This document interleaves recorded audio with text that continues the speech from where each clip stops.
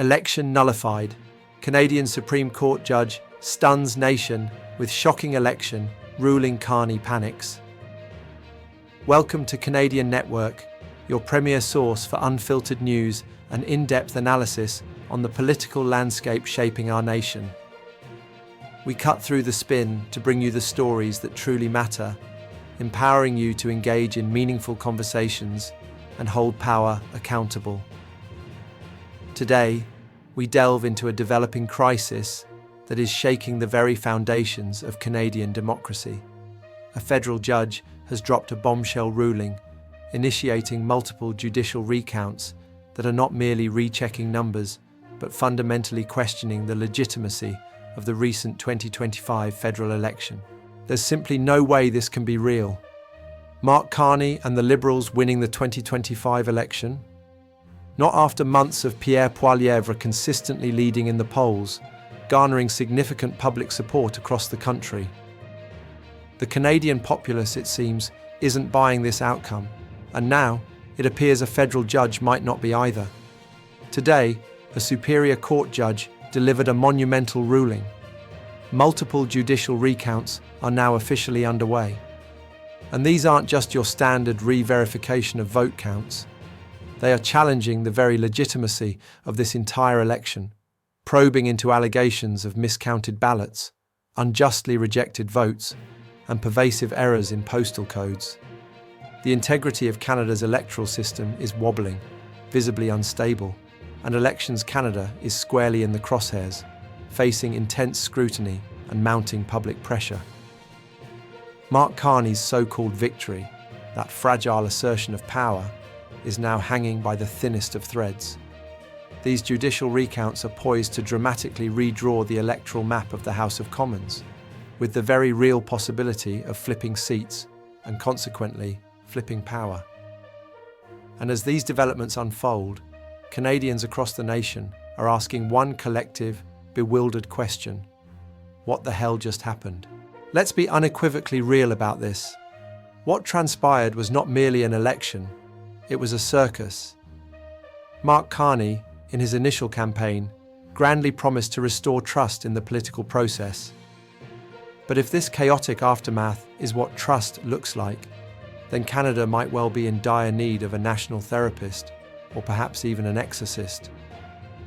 We are not talking about isolated, minor discrepancies. We are discussing documented instances of what many are now openly calling voter fraud.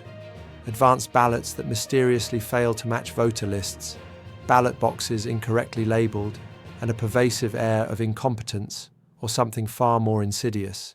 Let's take a precise stock of the situation. As of now, 11 ridings have already triggered full, official judicial recounts. This number, critically, is climbing by the day, indicating a systemic issue rather than isolated incidents. And the margins in some of these races are razor-thin, defying belief. Forget the comfortable 5,000 vote gaps of past elections. We are now talking about differences of fewer than 10 votes. In Newfoundland's Terra Nova riding, an astonishing situation has emerged. A single ballot might be all it takes to reverse the entire outcome. One ballot. That is where we are standing now. One single vote being miscounted is enough to shake the very foundation of this new government. And these irregularities are not confined to obscure rural constituencies. We are talking about critical urban centres like Windsor, Ontario, where the Liberals initially proclaimed a comfortable lead of 77 votes. Then came the judicial recount. The shocking truth emerged. The Conservatives, in fact, won that riding by a minuscule margin of just 4 votes. 4 votes. This is not merely a recount. It is, in the eyes of many, a political robbery unfolding in broad daylight. The story repeats itself in East Halton Hills. Here, a suspicious surge in Liberal support was observed during advanced polls. There was no corresponding demographic shift in the area, no demonstrable turnout spike that could logically explain such a phenomenon. Just a magical, inexplicable jump in numbers. It's almost as if Hogwarts School of Witchcraft and Wizardry opened a polling station because nothing else rationally explains such an anomalous increase. Vancouver South presents an even more alarming scenario. The Liberals claimed victory by 56 votes. However, the subsequent ballot count does not align with the recorded number of people who actually showed up to cast their votes. Ghost ballots, zombie voters, whatever you choose to call them, the discrepancy points to a full-blown electoral mystery. Someone needs to call Scooby-Doo, because this is a caper demanding thorough investigation. Even Halifax, a supposedly stable urban centre, is not immune to these systemic issues. Here, misfiled ballots were discovered, with votes from one district inexplicably thrown into another pile. Consider the absurdity.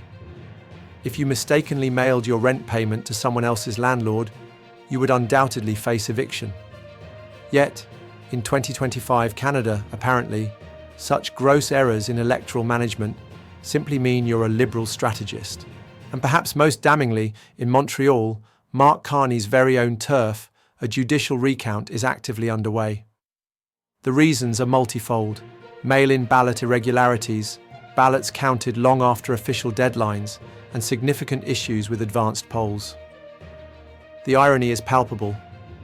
The man who once famously ran the Bank of England, a supposed paragon of precision and order, seemingly cannot even run a clean ballot count in his own riding.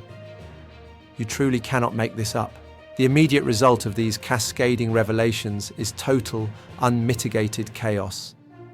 The Liberals may have formed a minority government, but they are bleeding support by the hour. The Canadian electorate is, justifiably, furious. Even their own members of parliament from these contested ridings are reportedly cracking under the immense pressure. They are fielding a constant barrage of angry calls from constituents, dodging direct accusations of fraud, while Mark Carney himself remains conspicuously absent, hiding behind vague, non-committal press releases. He has not held a single full press conference since this entire electoral mess began. Not one. Pierre Poilievre, meanwhile, is seizing this moment, relentlessly shining a spotlight on Carney's perceived failures and inconsistencies. He is pointing out the blindingly obvious. If Mark Carney cannot even win his own seat without facing widespread controversy and allegations of irregularities, how can he possibly be expected to competently run an entire country? And what about Quebec, a province often considered distinct in its political leanings? The riding of Terrebonne just flipped by a single solitary vote after a recount. That is not a robust demonstration of democracy. That is the unpredictable gamble of roulette. And the judicial recounts keep coming, peeling back layer after layer of deeply troubling irregularities. Ballot boxes mislabeled, ballots stored without proper custody records, some even lacking official seals or proper voter identification. There are even reports of individuals apparently voting with handwritten notes and doodles.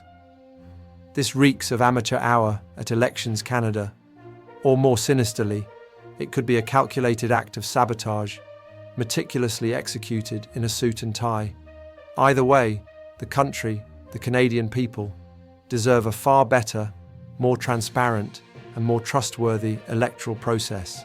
Inside Liberal Party headquarters, the atmosphere isn't just tense, it's actively unravelling. Internal polling numbers are reportedly crashing, sending shockwaves through the party. Strategists are leaking information, desperately attempting to shift blame, while former staffers from Justin Trudeau's administration are publicly pointing fingers directly at Carney's core team. Mark Carney was meticulously sold to the Canadian public as a polished, steady hand, a safe pair of shoes to fill after the turbulent legacy of his predecessor. He was presented as the technocrat who would bring order and calm. But what Canada has received instead is a banker with no discernible ballot game, a leader whose very mandate is now mired in controversy. Canadians were promised stability, a return to normalcy after years of political turbulence. What they got instead is a severe case of electoral whiplash. Judges flipping results, ridings turning red, then suddenly blue, then back again, in a bewildering display of electoral instability. And behind it all, Mark Carney remains an elusive figure, silent, seemingly invisible, shrinking behind a rapidly crumbling technocrat persona. He explicitly stated he would lead with transparency. So where is he? He is not leading. He is not actively fixing the myriad issues plaguing the election. He is not answering the legitimate and urgent questions being posed by the media and the public. And as recount after recount plunges this election into deeper and deeper confusion, one thing is becoming frighteningly crystal clear. Mark Carney was not, by any measurable standard, ready for this. And the Canadian people, growing increasingly disillusioned, are no longer buying the carefully crafted fairy tale presented to them. So we ask you, the discerning viewers of Canadian Network, what do you think? Is this the single biggest electoral disaster in Canada's history? A catastrophic failure of the democratic process? Or is it simply Mark Carney, rapidly speedrunning his political downfall, his nascent premiership collapsing under the weight of an illegitimate victory? Let us know your thoughts, because this story, with its far-reaching implications for Canada's future, is far from over. We will continue to track every development, every judicial ruling, and every political maneuver as this unprecedented crisis unfolds. Stay tuned to Canadian Network for the most comprehensive and unvarnished coverage of this pivotal moment in Canadian history.